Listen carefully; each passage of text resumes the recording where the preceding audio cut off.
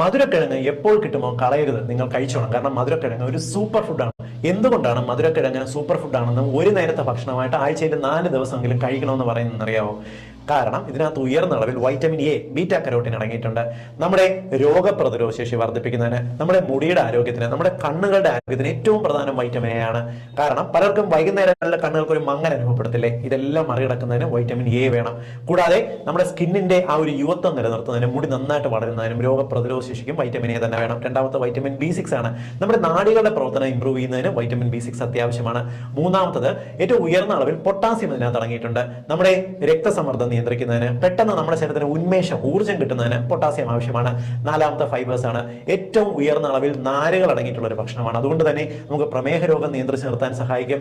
നിങ്ങളുടെ കുടലിന്റെ metabolism correct ചെയ്യും. കുടലിനകത്തുള്ള ബാക്ടീരിയകൾ കൺട്രോൾ ചെയ്യാൻ സഹായിക്കും. നമ്മുടെ രോഗപ്രതിരോധ ശേഷിക്ക് സഹായിക്കും.